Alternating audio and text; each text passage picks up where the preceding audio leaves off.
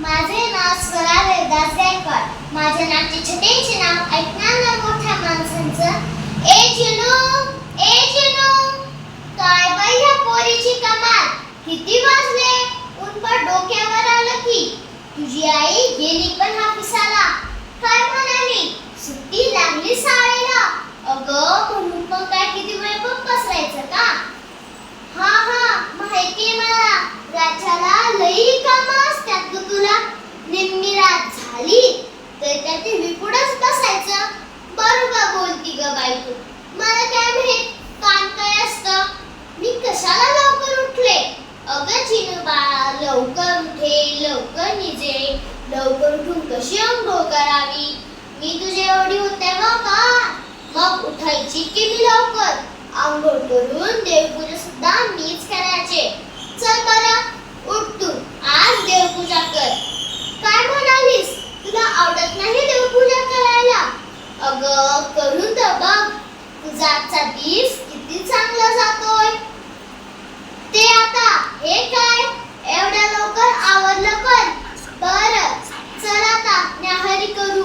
न्याहारी म्हणजे का? अगं तुम्ही काय म्हणता ना ते नाश्ता काय? जिनू आता हे काय लावलंय त्या पावाला तसलं लाल लाल? हे घे बरं, चपाती भाजी खा. नाही आवडत? आता काय झालं न आवडायला? जिभेची चोचली नुसते, दुसरं काय? बरोबर बोलती ग बाई तू. आमच्या टायमाला नव्हतं काय असलं काय खायला. 2 टायमाची भाकर मिळवायची म्हणजे कसरत असायची. बरं झालं पण आमच्या टायमाला असलं काय खायचं चॉच नव्हतं. लागू दे चांगलं. पण अगं चिनू बाळा, हे खाणं म्हणजे दुखणं ओढून घेण्याची कामं. म्हणून तर तुमच्या ह्या पिढीला कितीतरी आजार होतात. येऊ दे तुझ्या बापाला संचाला.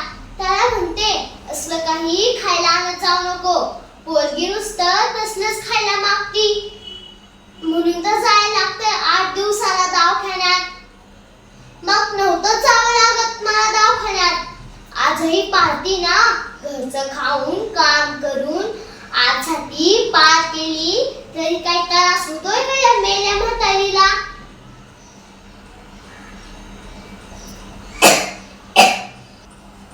चिनू आता हे काय? खाल्लं की लगेच फोन. आईने सकाळी सांगितलंय ना त्या मोबाईलला अजिबात हात लावायचा नाही. सारखं कशाला लागतो ग तो मोबाईल? काय बघायचं असतं त्यावर? शिवजयंतीचं भाषण म्हणून घेतलाय का मोबाईल? मी सांगते की माझी अशीच केस पांढरी नाही झाली हे सांगायला मला तुझ्या हातात मोबाईल अजिबात नकोय. तर ऐक, एक शिवाजी महाराज, संभाजी महाराज त्यांच्या आई वडिलांनी, मोठ्या माणसांनी सांगितलेले ते सगळं ऐकायचे. एखादी गोष्ट नाही करायचे तर ते नव्हते करत. तुला पण बनायचंय ना झाशीच्या राणीसारखं शूर. मग ऐक ना त्या मोठ्या माणसांचं. गुणाची ग माझी चिनू. धन्यवाद.